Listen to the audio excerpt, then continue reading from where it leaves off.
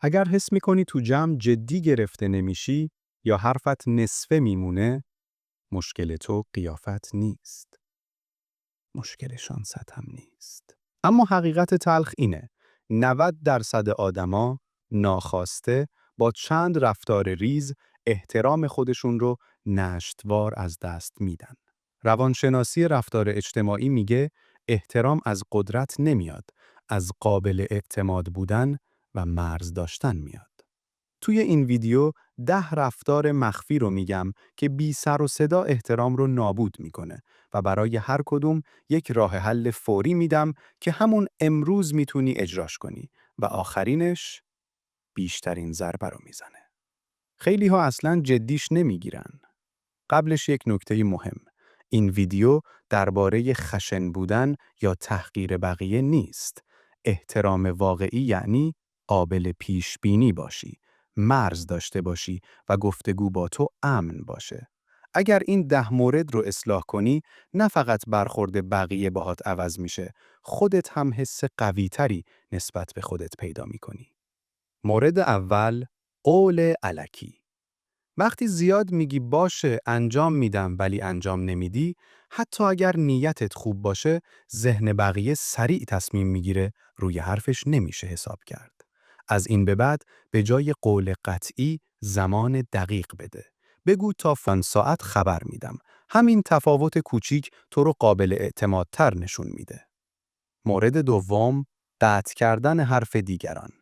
قطع کردن حرف فقط بی‌ادبی نیست. پیام پنهانش اینه: حرف من مهمتره.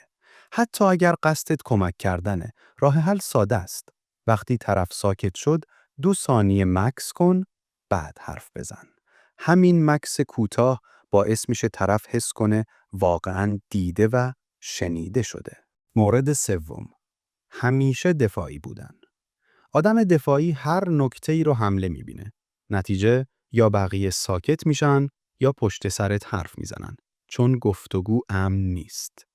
لازم نیست هر بار ثابت کنی حق با توه. یک جمله قدرتمند تمرین کن: حق داری. بذار بررسی کنم. هم فضا آروم میشه، هم تو بالغ‌تر دیده میشی. مورد چهارم: شوخی‌های بی‌مرز. شوخی اگر روی نقطه حساس آدما باشه، احترام رو سریع نابود میکنه. خیلی وقتا جمع میخنده ولی یک نفر لبخند زورکی میزنه و همونجا تو ذهنش علامت خطر میخوره. اگر شک کردی، همون لحظه جمعش کن یا یک سوال ساده بپرس. این ضعف نیست، نشونه بلوغه. مورد پنجم: زیاد شکایت کردن. شکایت زیاد تو رو بی‌قدرت نشون میده، حتی اگر حرفت درست باشه. آدما به کسی احترام میذارن که یا راه حل داره یا حداقل یک اقدام پیشنهاد میده. قانون ساده: هر شکایت باید یک پیشنهاد کنارش باشه.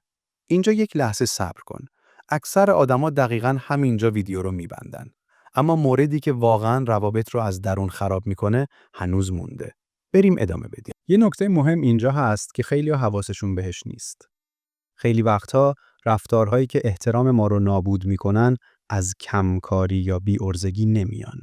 از عقب انداختن دائمی میان. وقتی همیشه کارها رو میذاری دقیقه 90، ذهن بقیه اینجوری ترجمه میکنه: قابل اتکا نیست، جدی نیست، نمیشه روش حساب کرد.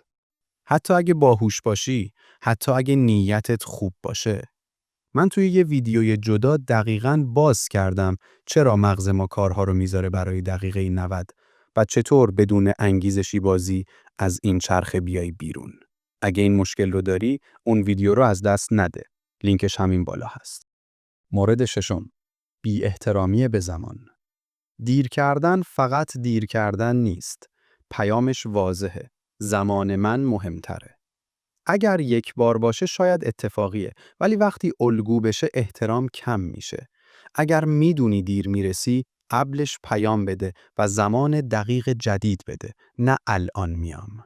مورد هفتم: نیاز به تایید دائمی.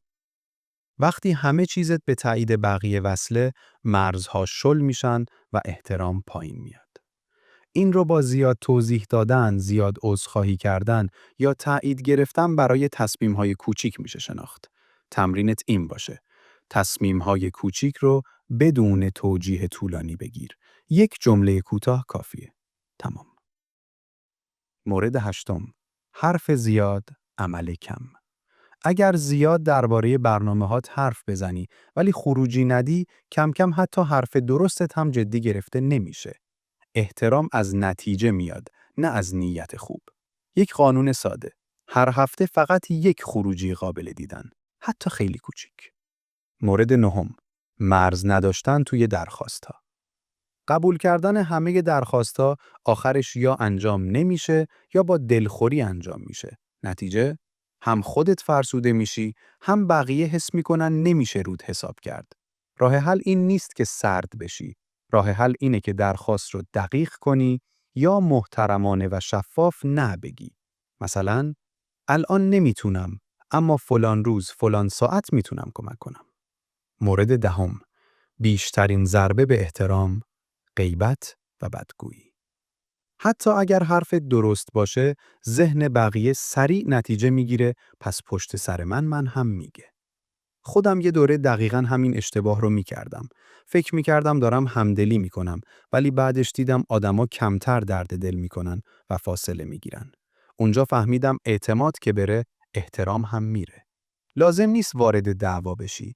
فقط وقتی گفتگو رفت سمت بدگویی، مسیر رو عوض کن. یا بگو بیایم درباره راه حلش حرف بزنیم. همین حرکت کوچیک تو رو امن‌تر و محترم‌تر نشون میده. احترام از کارهای بزرگ نمیاد، از رفتارهای ریز میاد. قابل اعتماد بودن، مرز داشتن و امن کردن گفتگو. اگر فقط یکی رو از امروز انتخاب کنی،